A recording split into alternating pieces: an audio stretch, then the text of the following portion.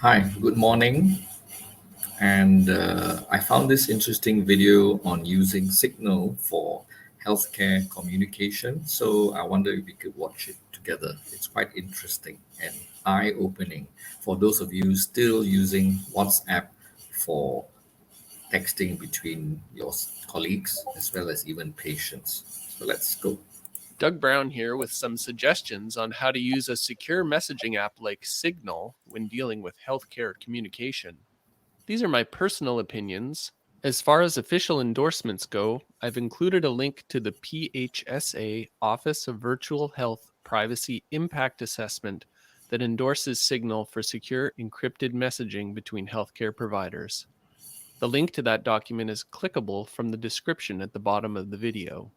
When it comes to controversy, despite Signal being endorsed by the Ministry of Health via PHSA, Fraser Health has yet to endorse its use beyond the pilot projects currently being run in the RCH Emergency Department.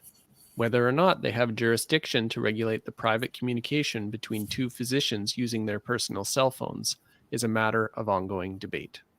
First, let's start with two don'ts. Don't send text messages that include patient information using the standard messaging app on your phone. The data is not Absolutely. encrypted. Second, don't take pictures of anything containing patient information using the camera app on your phone. The picture will not be encrypted, and in most cases, the picture will be uploaded to the cloud. So, Definitely how not can we true. use our smartphones to communicate safely while protecting patient privacy? I Exactly. suggest an approach based on three principles. 1. Documentation and storage of patient information belongs in the medical record, not on my smartphone. 2. Configure my smartphone such that any patient information is encrypted and automatically deleted in a timely manner.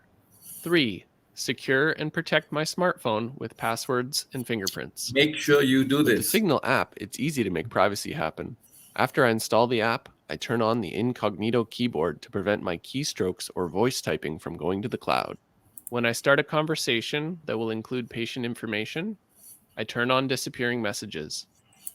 This is very important too. So, disappearing messages, folks. If I need to take a photo of a patient label, an x ray, a rash, I never use my camera app. Instead, I open Signal and take the photo from within the Signal app. Another very important tip. So, use the app to take the photo. Don't take with your default camera app. That way, the photo stays off the cloud and is encrypted while it's on my device.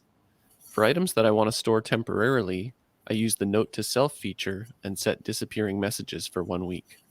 So, what sort of things can go wrong? The first common mistake is sending information to the wrong person. Just like typing in the wrong fax number, it's very easy to message the wrong person.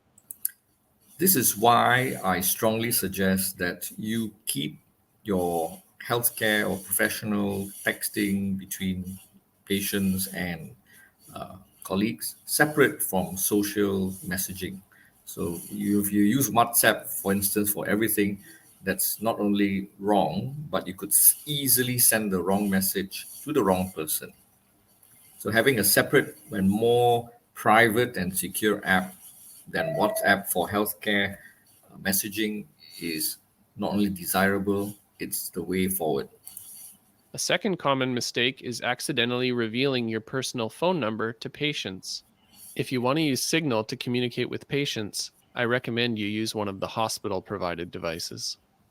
A third So this is another advantage of Signal. You don't have to reveal your mobile number. What you do is you can link Signal to your landline, for example, your hospital extension or clinic landline. pitfall is the risk of accidentally deleting personal health information.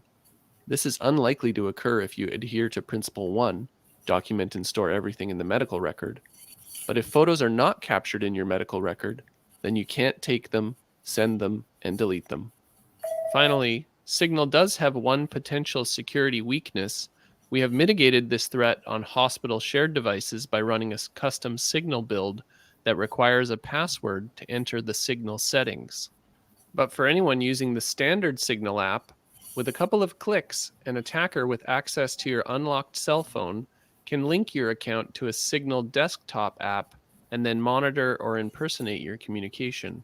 For more information, This is quite unlikely if you have your phone secured with the appropriate password, Face ID, Touch ID, or what have you, but make sure your phone is locked whenever not in use. see the security threat link in the video description. That's it for major content. Apple users can click the link in the video description to see how to set disappearing messages on an Apple device. For those of you not familiar with it, Signal is an open source app provided by a nonprofit organization dedicated to free, secure internet communication for everyone. So it's free, it's secure, and it's available on Android and iOS as well as on your desktop for Mac and Windows. So I think you should seriously consider moving away from WhatsApp and using Signal for secure healthcare related messaging. I'll put a link to the video in the description. And thank you for watching.